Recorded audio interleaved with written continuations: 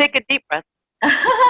All right, we are here. Hello, ladies. Whether you are joining us live here or via recording, I am Judy Weber, and I'm so happy that you are here with us. This is being sponsored by the Girls Guide to Outrageous Real Estate Success, also by LivyBrynn Success Boutique, where we are revolutionizing the way women are succeeding at real estating, and also by the LivyGirl community, which is the everything you need all in one place resource for outrageous real estate success.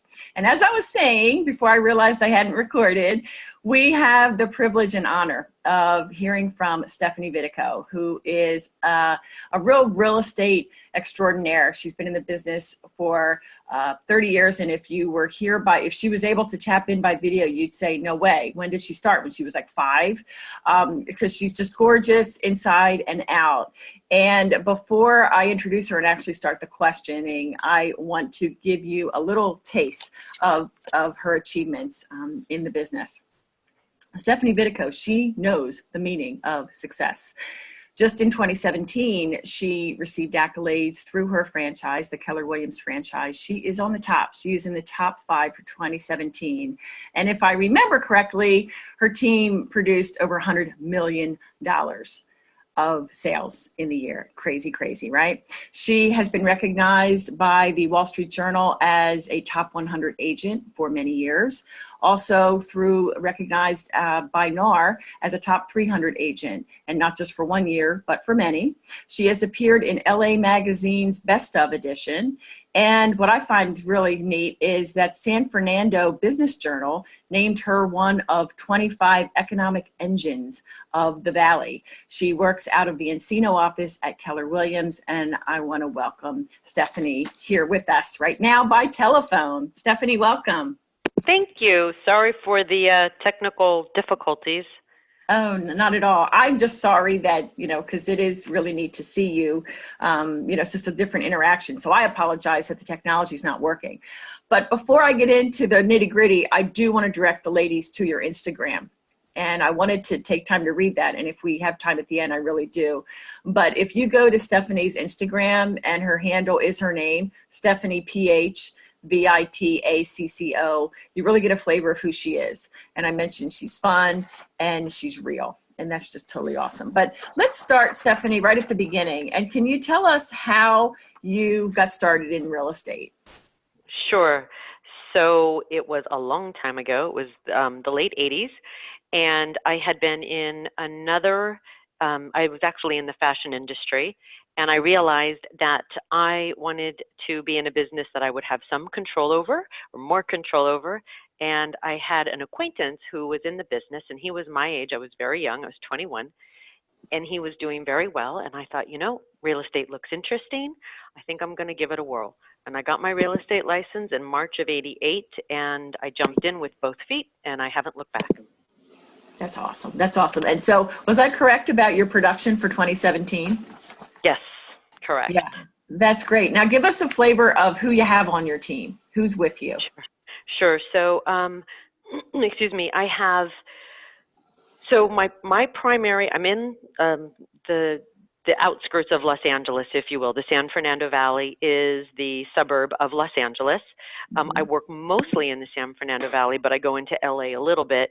And I have my right-hand person. She used to be a licensed agent for maybe 13 or 14 years, and she assists me on everything from the time we go into escrow until we close. She has a TC, who's another wonderful she's a younger woman, and she helps my right-hand person with the whole processing of the escrows. Mm-hmm. I have a longtime business partner who helps me with, she's a buyer's agent, but she's much more than a buyer's agent. She's been with me for 16 years, I think, mm-hmm. and she primarily sells real estate, but she dips in and out of every function within the office depending on what the flow is or isn't.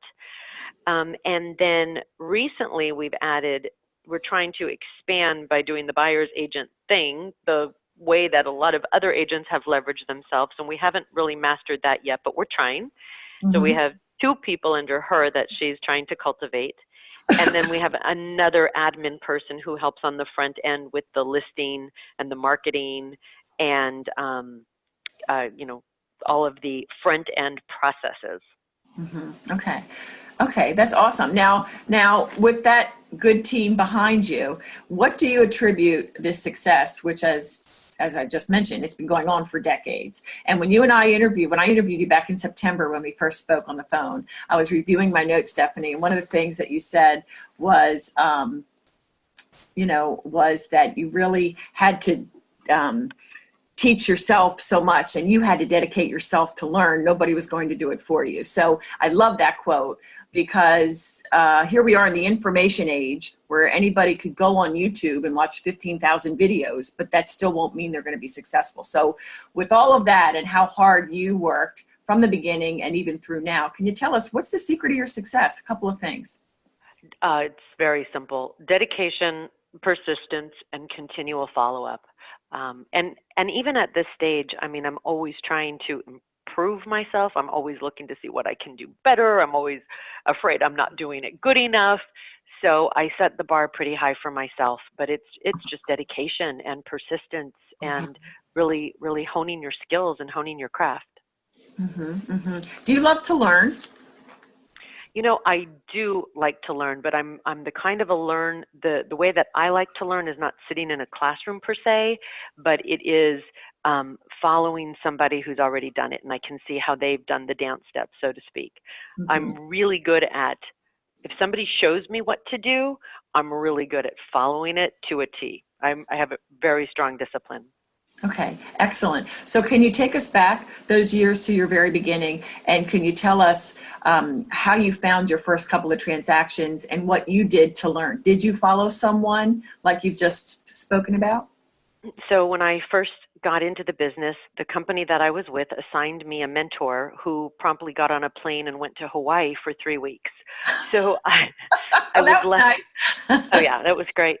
I was left literally stumbling around the office, and there were these 3 gentlemen who sat together in the back area of the office, and I'm like thinking, okay, these guys know what they're doing. So I went over there and I said, you know, if I have any questions, can I ask you guys what, you know, can I come to you for advice? And of course they all said yes. I don't know if they meant it or not, nor did they have any idea of what was about to hit them. Because as soon as they gave me permission to ask questions, I mean, I asked questions all the time, every day, so much so that when I would approach their little area, they would all pick up the phone. That's funny.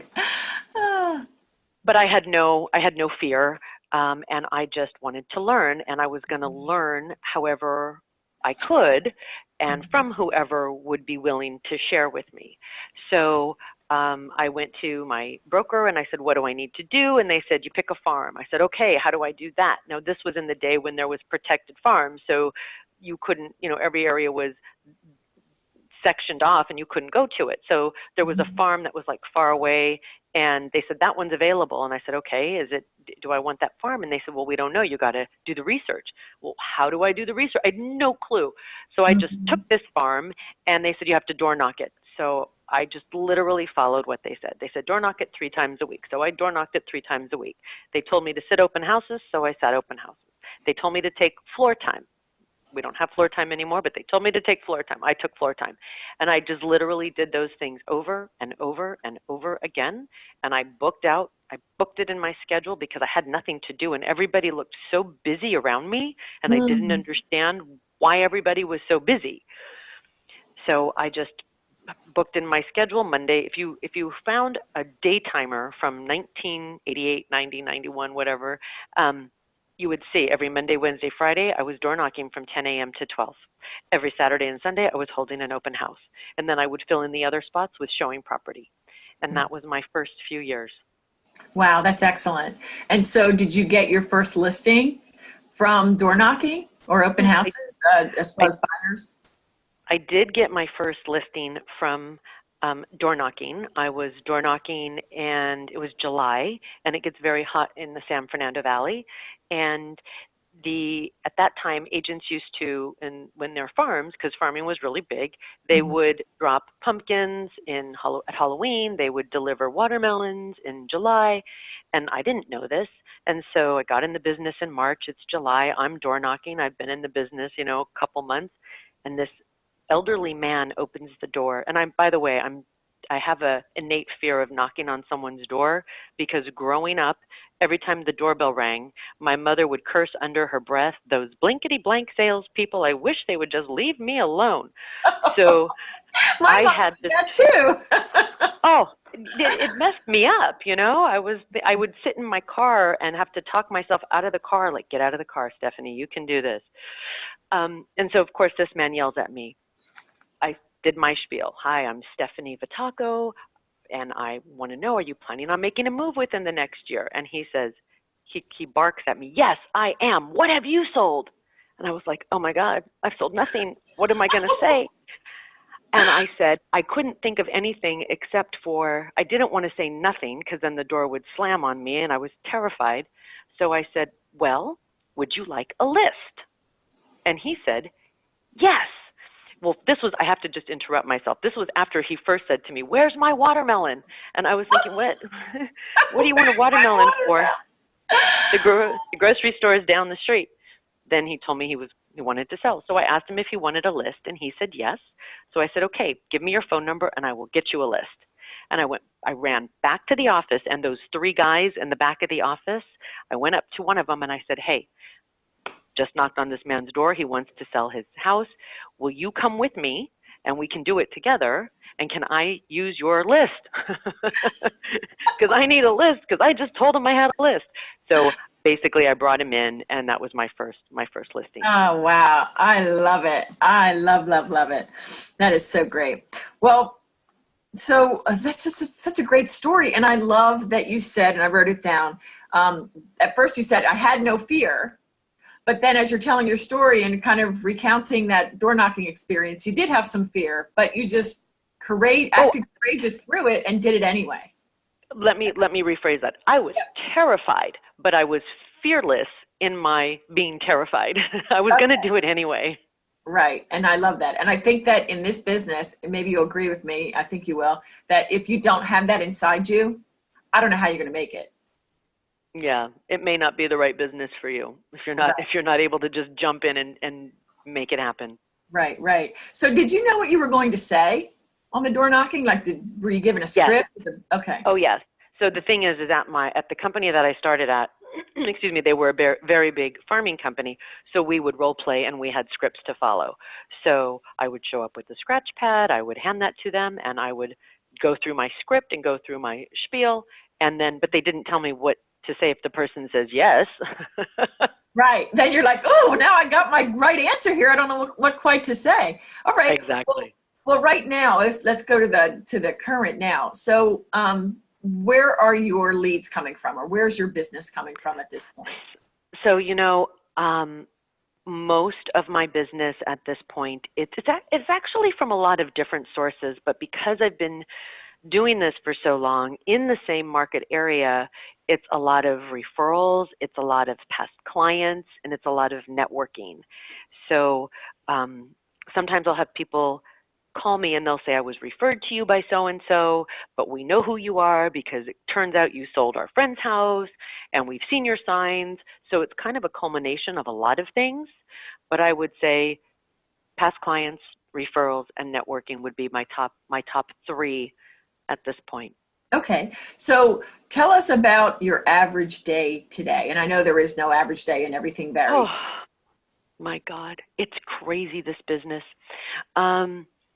It's what I love about it and what I hate about it, but it's all consuming. And for me, it is my drug of choice.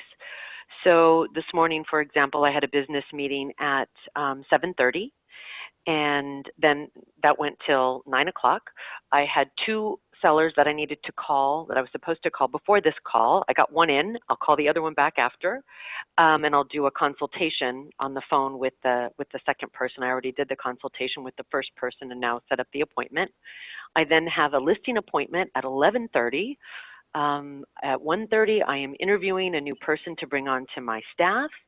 And at 3:30, I have another listing appointment. And then I will be back at my desk probably by 5:30 or 6, where I will do follow-up and return emails and return calls and check on files probably until 10 o'clock. Okay. And that's the average day. You usually work that late? I do. Okay. Yeah. Well, you're at a level that I think kind of requires that. So that's a common theme. So, gosh, there's so many things that I want to ask you, and now my brain just went away. Oh, when you said your business meeting and you talked about networking, are you involved in like networking groups in your area? I am. So, for example, I belong to, it's easy to overcommit. So right now I belong to 2 really good networking groups.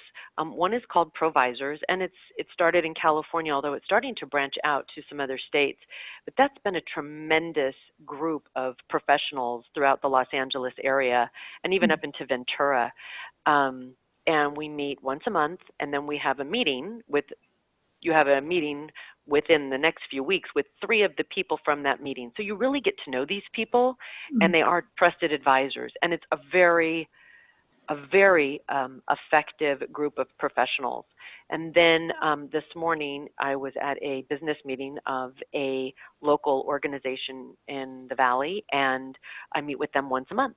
And it's networking and supporting other people. And I find the way, for me, where I get the most out of it is by promoting the other people. And these are people that I know and that I trust and that I know will do a good job. So if it's a trust attorney or a CPA, by giving them referrals and giving them business, they want to give back. Yep. And it's been very, very productive for me. That's excellent. That is super. Yeah, you got to give to get. And give to give, and know that you're going to get at some point. It's true. It comes back. Yeah, that's excellent. And did you do this in the beginning of your career as well, as far as networking? No, I didn't. I was just a spaz. I was terrified of networking. I'm not an outwardly social person naturally. I'm very much of a worker, and I'm very it's hard for me it was very hard for me to learn how important the networking is and to embrace it. And so in the beginning, I didn't even know that existed. And if I had known that existed, that probably would have been helpful in the beginning if I had someone pointing me in that direction to work on that. Now I realize how important it is, and I enjoy it. Okay. And so just for the ladies that may not have ever even been to a networking event, or the thought of it scares the heck out of them. So how do you, when you go to a networking event for the first time and you don't know anyone, is it something of just being brave and going up and saying, hi, my name is, and beginning to engage in conversation? What would be your advice for someone just starting out in networking? So, and see, that's what I'm not good at. I'm not good at walking into a room full of strangers and just going up to people randomly. I'm the person in the corner by myself usually. I find go with somebody that you know, that's already connected to the group, and then they can introduce you around, and you kind of have that safety net. That works for me. So that's how I kind of approach it. I mean, I know I see people do it beautifully. They just walk into the room and they can just go up to anybody and introduce themselves and strike up a conversation. But if it doesn't come naturally to you, then maybe get a buddy and go with the buddy until you're comfortable enough to do it. Okay. And so then this idea of collaborating or giving referrals to others, that comes from the people that you're introduced to by other people, that then you build that relationship that you have with this individual, and then you take it from there. Is that your correct? Okay. Yep. Absolutely. Excellent. Okay. Let me switch gears a little bit. My question relates to the practice of real estate then and now. You've been in the business enough to see quite a bit of change in these 30 years. So we're in the digital age now. So can you tell us what you're doing online to find business? I was looking at some of the questions that you sent, and then I was feeling quite inadequate. Really? Yeah. I don't do a tremendous amount of online marketing. It's something that's on the list, and as much as I would love to do it, the good problem for me is that I just don't seem to be able to, I'm busy without it, so I don't have the time to sit down and learn it, and I'm very much of a control freak, so I want to understand it. So I haven't done Facebook ads. I mean, I do I'll promote my properties on Instagram and on Facebook. I could be more consistent. I've recently brought somebody on board who's helping me with it, because I find that you need to have time to do that stuff. It's time consuming. Absolutely. So I'm trying to find the right structure for that kind of a digital position. I need a full-time digital marketing person. Yeah, it's true. It's true. Social media can consume a lot of time. But what I'm finding from the ladies in our Girls Guide group and with our clients through the LivyBrynn Success Boutique, Stephanie, what I'm finding is they're hearing so much noise out there about, if you want leads, Facebook ads is the way. And I've talked to so many women that drop hundreds and thousands even of dollars, and the leads they're getting are not of the best quality, and or people that are already working with agents. So I think what your approach is and what you're saying is a breath of fresh air, that you are agreeing with us that Facebook ads is only one of many, many, many, many, many lead gen sources. Right? Absolutely. Absolutely. And there's like these black holes, right? Like Zillow. I know people who spend thousands of dollars a month, excuse me, with Zillow or Facebook ads. And it's really hard to track how effective it really is. So I am very much a bottom line person. If I spend money on something, I want to understand the return. And so there's a lot of ways as they say, a lot of ways to skin a cat. And yes, I'm a cat lover. I shouldn't use that saying. But there's a lot of different ways to do things, and you can be effective in many different ways. It's a matter of picking a few avenues that work for you and then sticking to them. Right. It's consistency and what you like, because like if you choose networking as one avenue to go, but you hate to go, then you're probably not going to be very good at it, because you're probably not going to be consistently there. So, right. I mean, yeah, so you really have to go that route. Now, you talked about referrals and past clients. Can you tell us, Stephanie, how are you staying in touch with your past clients and others in your sphere? So I think I like old school regular postcards in the mail, because I think everybody, we do get stuck in emails, and I think so much of it is a race to delete whatever is in your email because it's constantly piling up. But a glossy postcard that's in the mail, simple, will always catch my eye.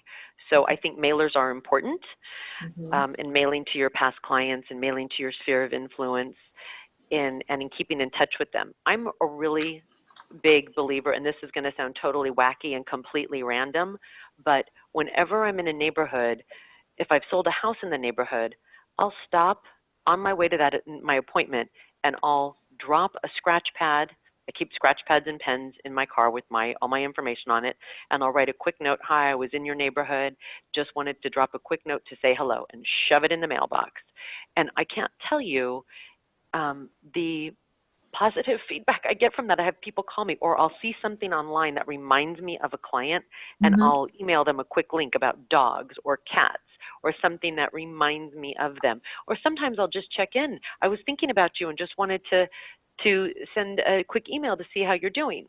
Now, when I am organized and in control, I'll have a list of people that I wanted, 5 a day, 10 a day. But then it's like a diet, I fall off the wagon, and then I do it much more randomly. But if I was to tell somebody a really good way to do it, I would say have a list and contact 10 clients or 5 clients a day, even if it's just a quick personal note saying, hey, just thinking of you, something random, not even about real estate. Right. Okay, I love that. Now, I have a question which I think I know the answer to. I remember your answer in September. Maybe it changed, but do you have a CRM? Oh, don't ask. Okay, so no, not yet. I do not. God, that's annoying. So my right-hand person she did spend recently a whole bunch of time interviewing the top 4 or 5 that were recommended to us, but we have not had a chance to sit down and go over them and then switch our whole system over. And that's a challenge, because it's you know, how do you refuel a jet midair? So, Right. but we're in process. It's on the list. Yeah. Okay. And that's reassuring too, ladies listening, because how many things do we have on our to-do list? You know, I want to get my CRM done, you may be saying, or I want to make sure, I want to tweak my marketing, or rather my listing presentation to make it, you know, what I really want it to be, not just my brokerage one. So be reassured that here's someone, Stephanie is wailing in the business, and she's done it despite having an organized CRM, the way, again, we hear the noise. Everybody's trying to get in our pocketbook with, you know, their CRM, which is supposed to be some magic pill to get our business to 6 figures. So what system are you using? I mean, where do you have currently all of your contact information for your clients? So it's paper. Files, right? And it's paper. It's I use stickies a lot I have an old school day book on my desk. I just can't let go of it, because it's how I function, and I know where everything is. I also do have, I have ACT as my my database, but it's antiquated, and I use really Outlook, my contacts in Outlook. So okay, it's not impressive, but it is functional and it works for me. And until I have a CRM in place, I am not willing to compromise what functions for me right now. Right. I gotcha. You wouldn't want to throw a monkey wrench in and then, you know, lose something or not be able to find something. I totally get that. One other way to find leads that we see more and more women doing, and I love it, and that is the home buyer or home seller seminars. Have you ever gone that route? No. Okay. Do you have any opinion on it? Do you think it would be effective? You know, I do. I've seen other agents do it, and I do think that it could be effective. So again, you know, there's so many different ways to find business. There's so many. It's kind of exciting, actually. So yeah, no, I think that's a great idea. Okay. How about, I'm just curious, do you do client appreciation parties or MVP parties? Okay, I'm feeling really bad. No. No, and I don't want to make you feel bad. If anything, I'm teasing. This is reassuring the ladies, you don't have to do what these, you know, people keep saying you must do, you know, like A, B, C, D, E, F, G, all the way to Z. So I'm going to tell you one of the things that I do find is I'm very basic. You know, I keep it simple, stick to the basics, keep it simple, and do it consistently, and provide good service to your clients, and they'll be happy. When we close escrow, I like to give gifts to my clients depending on what they like. So during the listing process, I'll try to be aware. Are they wine drinkers? You know, do they have certain hobbies? Is there something that they might, you know, are they sports fans? Maybe get them tickets. I have a client who I sold her house 15 years ago, and I remembered she was just enamored with Neil Diamond. So I bought her Neil Diamond tickets when we closed escrow. It had nothing to do with the house, but I knew it was something she liked, just to show my appreciation. She called me back 15 years later when she, you know, needed her kids to buy and sell real estate. So it's being aware of those things, remembering their dogs' names, remembering their kids' names. And then at the close of escrow, I buy small photo albums in bulk. I buy them 200 at a time. And I put together a little photo album of their house that I just sold for them. And the very last page is a sold sticker and my business card. Wow. And I will send people several $100 gifts, but they will call me to say, thank you for the photo album. Wow. That is, and you know, it's just what you touched on, Stephanie. That's the personal touch that took so much time. Not that it doesn't take time to go buy something special, but just putting that together, it's just kind of that personal touch that so few are doing, I think, and that's where I think you stand out. How about Zillow? What do you think about Zillow as far as having a profile and a presence on Zillow? So I know this is a very controversial subject, and it's probably a slippery slope, but you know, it's bothersome to me that I have to buy back my own leads from Zillow because, of course, as agents, we work really, really hard to get those listings. And then if the consumer doesn't know to scroll all the way to the bottom and look in the tiny, teeny print to see who the listing agent is, they'll get the agent who is willing to pay the whatever thousands of dollars a month. I refuse to pay. It's maybe not a good thing. I don't know. I have a profile on Zillow, but I won't. So far I have not broken down and been willing to pay for my own leads back. Does that make sense? Is that wrong? No. I mean, I can't say what's wrong for anyone, but I do. We firmly believe that because that's whether we like it or not, because that's where the buyers are, you need a Zillow profile. And, I have a Zillow profile. Yeah, Absolutely. well, I knew that. Yeah, absolutely. Right. And so we also know from experience, I used to be a premier agent. Jan used to be a premier agent, or rather Jan still is. She spends like $2,000 a month on it and she does very well. She gets great leads for that money. Good. But, it's very important, even if you're not a premier agent, to make sure that your listings and your solds appear. And what we found is, absolutely. Right. And what we found though, Stephanie, I don't know if you have, that if you're not a premier agent, they seem to make it a little bit more difficult for you to get your listings to actually appear. It seems to be delayed and it can be a real pain in the butt. So. And I think you have to pay something for that, right? I think so. Yes. I think so. If you're paying anything, then you're a premier agent. I know I'm a premier agent and I just actually got them to update my my sales because every time we try to upload our sales, but it was off. So we do that, but I have not yet crossed over to buying the leads, but I'm sure it's coming. Well, yeah, there's a lot we talk about controversy. I know there's a big revolution front to stop Zillow. I forget what it's called, but there's Greg Haig out in Arizona. He's all over it. So God bless him. Hey, I'm all for it because like you said, why should I be paying to get my own leads back? So I love it. We'll see what happens in the next, couple of years. But it's true. It's the technological world that we're in and it's just changing. So we do have to change with it. We do have to adapt. That's right. But I really think, and I know you agree with me, Stephanie, but I'd love you to speak on this, that real estate is a heart business. It's a people business. And so there's certain things, try as they might, the tech can't do. And so for that reason, Zillow doesn't scare me as far as being out of business. What are your thoughts on that? Oh, I agree. I agree completely. I do think that 10 years from now, the landscape of real estate will change radically. I don't quite know how. It's a little intimidating that Amazon's looking to get into the real estate space because they're a monster. They're the gorilla in the room. And I think it's just going to change how we do things. But at the end of the day, people want to see you and touch you and have you explain things to them. And I think that the knowledge that we bring is paramount. Right. Okay, excellent. So one of the ladies asked, do you do a listing presentation on paper or on your tablet? What do you usually do?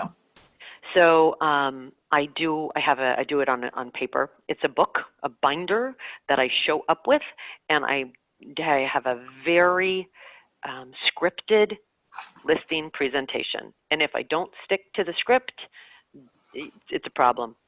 You've got it. I do it the same way every time, and I never assume that anything. And I go through my entire process. So I usually get to the house. I take a walk through the house, and I have them show me the house. I then have a booklet that I leave with them, that I go through with them about my background and my accolades, so they know who I am. I then go through my book that I don't leave with them. It's a binder that I carry a briefcase. I show up with my briefcase, and in my briefcase I have a listing package, and I am ready to list a property, and I have everything in the briefcase that I could possibly need. It's heavy. So I go through my marketing plan, and usually when I go through that, it answers every question that they have. So usually, you always have those clients who have a yellow pad waiting for you, and they've got a list of 20 questions. And I just say, you know what, hang on to your questions. I'm going to go through this. And if at the end you have any questions, because I think I'm going to answer most of them, then we'll go over them. And 98% of the time, they look down at their questions when I'm done, and they go, You answered every single one. Mm. So I know all the questions that they're going to ask, and so it's all about setting expectations and walking them through the process. So I go through all of that. Then when I'm done with that, then I go to value.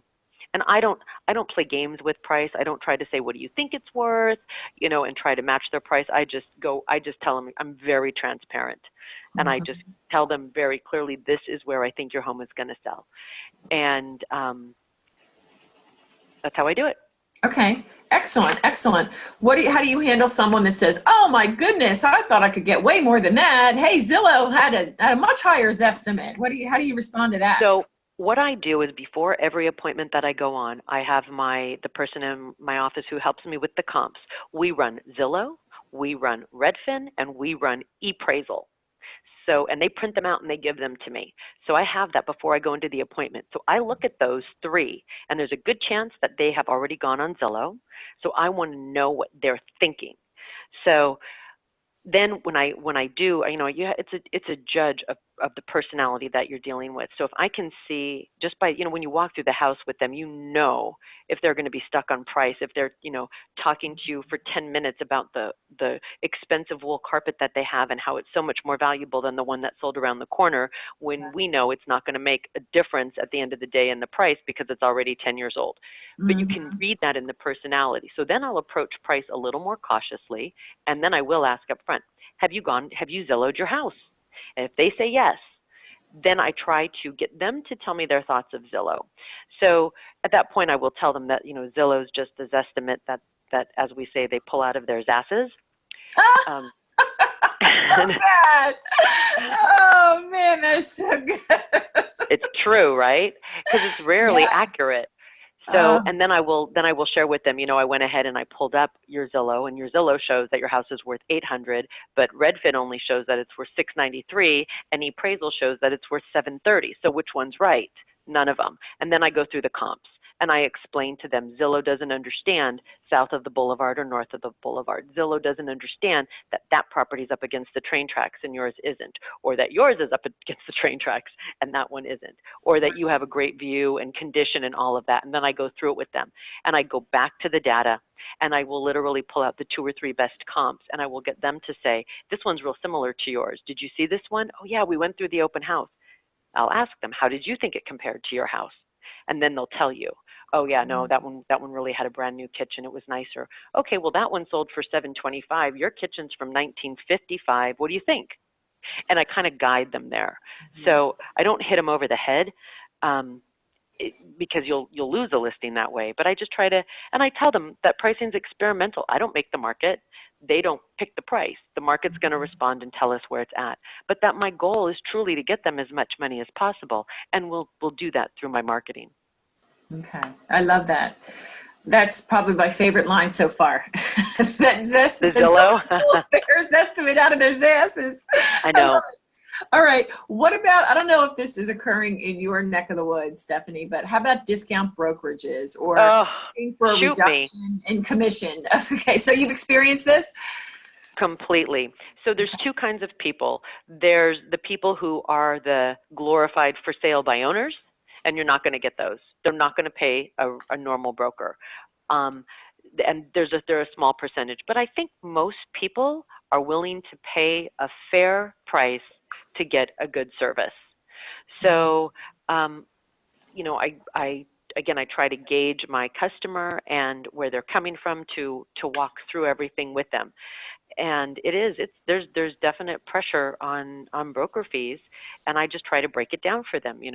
It's split between the listing office and the selling office, and take just my side of things and break it, I try to break it down for them, but I really try to focus on netting them the highest price possible. And I will tell them that there's people who will do it for less, no doubt, but I guarantee you that their net figure at the end of the day is going to be less. And here's why. And I go through it with them. And so, that's and why would that be? Would you mind throwing out some examples of why? Because I love that. Look, they may be offering discounts, but at the end of the day, you're going to net less, and here's why. Well, I would say look at their experience, look at their track record. They haven't been around as long, or especially whichever the one is where they pay them on a salary. I mean, I said, they're not going to be, I explained to them what I do. I do this 24/7. You can reach me. You're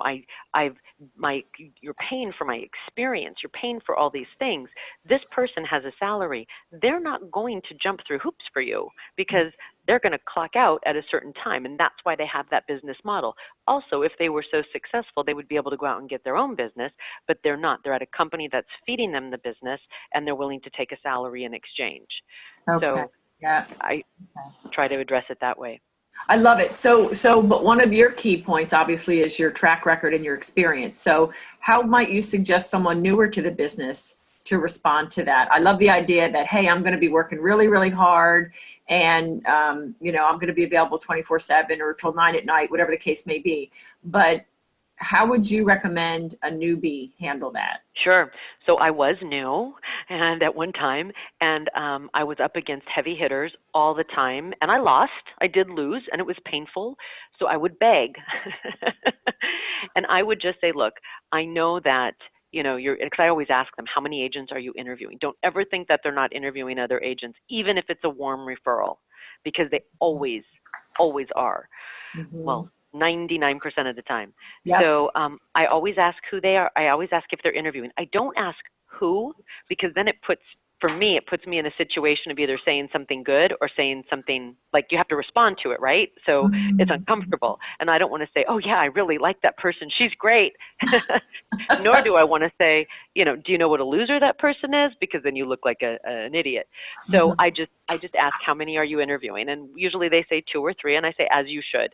And I will, just explain to them, please give me an opportunity if I'm first to answer any questions at the end. But when I was new, what I would say is, look, I haven't been doing this long as some of the other people that you're probably interviewing, but I have more energy, I have more enthusiasm, and you will get me 150%. You just get me all the time. They don't have the same kind of time for you that I will be willing to give you. And I would also say, do you remember when you were new at something and how much you wanted to do a good job? And I would go through it that way. And then I would just beg and follow up and follow up and follow up and follow up, so much so because I had all the time in the world to just work on them. And I would tell them, you're my only client. And they'd be like, all right, get off my back. We'll give you a chance. Right. Well, that you just segued into my next question perfectly. It's almost as if this was scripted, but it's not. Okay. So here's my question. So many of my clients say, Judy, but I don't want to bug them. I don't want to feel like I'm bugging them. And so bug them. Absolutely. Do I go back? Okay. So give us maybe a real life practical example. Like, how much is too much? Is there too much? There is. And you need to do it. So I always do it with a very gentle, I hope I'm not pestering you, but I just wanted to be diligent with my follow-up. I hope I'm not bothering you, but I just want to be diligent with my follow-up. I say that all the time because you feel like a pest. And someone will tell you, and then I ask permission. When should I check back with you? We'll call you. Well, okay, if I don't hear from you, would it be okay if I called you on Friday? Sure. Great. I get permission. So I first apologize for bugging them and kind of they'll tell you, you're too, I one time had a woman say to me, don't push. So I was like, okay, I get it. So You have to kind of be gentle about it, and you have to ask for permission, and then you have to follow up on the day you say you're going to follow up. Yep. Okay. Do what you but say. I ask that every time. That's great. That's great. Okay. And one of the other things that we suggest, and I want to get your input on this, is when they ask you point blank, have you sold in this neighborhood? My first answer is not a flat no. My first answer is our office has sold countless homes in this area. And then if they ask further, oh, I meant you specifically, then I'd go there. What do you think about that? Yeah, I do pretty much the same thing. So, and I mean, now, of course, because I've been doing it for so long, I have sold just about everywhere. But when I hadn't, I would absolutely say, yeah, definitely. I was involved in a transaction over here. Maybe it was through somebody in my office, or but I'll go into it. I'll use the other people that I know who have within my company that have sold in the area as much as I realistically can. Okay, excellent. Well, You seem, and you are, I know, obviously you wouldn't be this consistently a top performer without the right mindset. But when you're starting out and all you seem to be getting is bills, and when you go to listing appointments and you lose or whatever, can you give the ladies your best advice on how to stay on track with your mind and your mindset? Yeah, it's hard. It's hard. I'll never forget. I was new in the business, and it was one of my first clients, but they ended up not being a client. I had been showing them. I met them at an open house. I showed them. I don't know how many houses I showed them, and then I got the call, and they had a house to sell, but they were going to buy and sell. And I remember the address to this day. That was 30 years ago. And they said I got the call and they said, "Oh, Stephanie, thank you so much for everything. But we went into an open house this weekend and we bought it." And I was crushed. And then of course I saw that agent's sign go up in front of their house. And I do recall, true confession here. We had a conference room that had glass only that was exposed to the office. So if you were in the conference room and your back was facing the glass, nobody could see you because the other 3 walls were solid walls. Right. And I got off the phone and I went into the conference room and I cried. Oh, yeah. And then I pulled myself up and I said, "Okay, Vitacco, there's no crying in real estate. Get over it. Go back out there. Do it again. And what did you do wrong? And what could you do differently?" And I learned from it. And the first year or two, it's a learning process and it's painful. So I don't know. Did I answer the question? I forgot the question. Yeah, you did. And it was about how to deal with mindset. Now, some people talk about daily affirmations or doing vision boards. Did you do any of those things? So it's funny that you should mention that. I did it religiously, and I did goals annually and I did goals monthly. And I would do monthly goals. I list the property for Mr. and Mrs. Smith. I list the house for 11111 Smith Street, whatever it was. And so I would have a list of properties that I was focusing on to list that I was following up with. And then I would have a list of buyers that I was focusing on finding homes for. So those were my monthly goals. And then I would have my yearly goals, and then I would have my 5-year and my 10-year goals. And what's funny is my husband recently came across my goals from 1989. And I had some pretty lofty goals, and I forgot that I even had this piece of paper. And what's pretty cool is they all pretty much came to fruition. Come on. So dream big, write them down. I love that. So would you care to share just one of those big goals that came to life? That I would own a certain number of parcels of real estate and that my income would be over a certain dollar amount a year. That's awesome. So, and that I would, have a house here and have this property there, and just really like crazy stuff when I was 21, 22.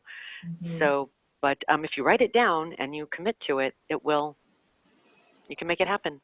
Okay, that's awesome. And you were just so determined that you said, "I'm doing it and I don't care." And it's almost like you didn't have a fear of failure, or if you did, you just were so focused on success that you just kept doing. I mean, I don't want to put words in your mouth, but is that right? Yeah, no, I'm very determined. The other 2 things I would also suggest that I find are very, very important is exercise. I find that when I exercise, I'm a much nicer person, even though it's hard to fit in, right? Yesterday morning, perfect example, I was headed to the gym and then I got sucked in on a different technology problem, and it just just all of a sudden the day's off to the races and you don't have time to go. So you really have to be dedicated, and I do find that I feel much better and I am much nicer when I exercise regularly. And then the other thing that I have found just within the past maybe 5 years is a meditation practice. And I think that's really important, especially in the crazy business that we're in. And when I do it regularly, it does make a big difference. So meditation, whether it be prayer or I don't know what it would be other than prayer, but could you elaborate a little bit on what you do? Just so sure. So I actually found, so people would always say to me, you need to meditate. You're too hyper. You're too high strung. You need to, you know, just take a chill. So, and I'm like, meditate. How do I meditate? What do I do? And I couldn't figure it out. So I went online and I Googled, and I kept coming across, there's a lot of different ways to do it. And there's actually a lot of really good books about it, or little YouTube things about it. But I came across something called transcendental meditation. So I said, okay, I'm going to go learn about this and I'm going to figure it out. And I went and I signed up for it. And I thought, okay, it's kind of, you know, I don't know if this is going to be right for me or not, but I signed up for it and I said, I'm going to try this for 90 days. I'm going to do exactly what they tell me to do. Again, back to the following of the diet. And we're going to see how it goes. And it was by far the best skill that I've learned as an adult. And it involves sitting quietly and breathing, and it changes the patterns in your brain waves.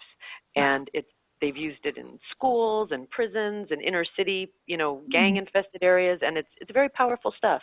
But then you have to do it. You know, it's like exercise. You got to do it. Right. The exercise. You're guilting me out on that, and I have to. I gained so much weight. It's sick. I don't even want to think about it. Well, one thing I want to touch on before we go, and this hour went so quickly, I knew it would, just very briefly, you mentioned about real estate investing, and that's something that you and I chatted about way back when. So do you have any suggestions for those, you know, again, a lot of us are starting out, a lot of the girls are starting out in real estate or not yet making six figures. Is there a way to begin that whole, you know, walk down the road of investing even at this stage? Absolutely. So what I did is I had 3 checking accounts. I had my business checking account. Actually, I had 4. My business checking account, my personal checking account, a checking account that literally said taxes on it, and a savings account that said taxes, and a savings account that said house. And every time I would close an escrow, I would take 30% and I would put it in the account that said taxes. I would take another percentage depending on whatever it was, but every check I put a percentage away for the house, and then personal, not that much, and then the rest to run the business. So that at the end of the year when taxes were due, I wasn't freaking out like a lot of my colleagues, because I saw that happen. You know, you would see people make large amounts of money all at once and they'd spend it all, and then the taxes would come around and they'd be, you know, hysterical. So mine would just be sitting there waiting to go to the government. And because of that, for me, I looked at it, it wasn't mine. It didn't feel so much like I was pulling it out of my money. I'd already set it aside. And then the same with the house. So then I was able to save money to go towards a down payment for a house. So, and I think that's important. And I mean, real estate's very expensive, you know, and I still buy real estate. I believe you got to own what you sell. Right. I love that. That's so true.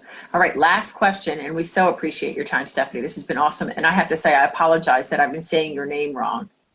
Oh, it's okay. Everybody, you should hear what I get called. I get Vitacco lady, Vitalo, Vaccaro. It's all right. It's all good. All right. Just remember tacos. I will try to remember that, Vitacco. Do you use any, I have 2 questions. I lied. Do you use apps on a regular basis in your business? Do I use what? Apps. Oh, real estate apps. Yeah. No. Okay, like mileage or anything. I just didn't know what you might recommend in that regard, but okay. And the last question would be your best advice to someone who really, really, really, really wants to make it, but they may work part-time because they have small little ones, or because, you know, they're a single mom and they work a corporate job, so they're trying to really squeeze in real estate, but they want to do it full-time. What would be your advice? I would say that know that you can do it. I mean, I know a woman who had 4 kids, all small. She got divorced and she went into real estate. She had no money.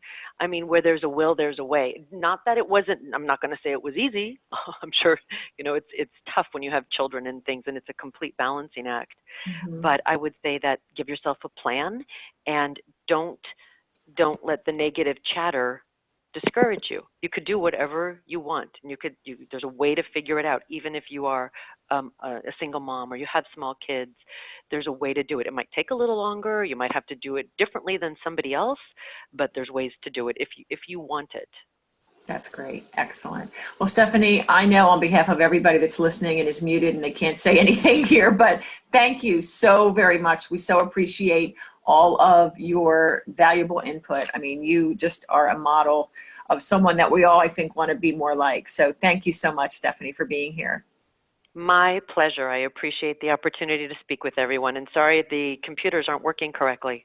Oh, that's okay. We may do. This is great, great content. All right. Well, thank you again, Stephanie. Thank you, ladies. And we'll see you next month for episode 5. Take good care. Have a great day.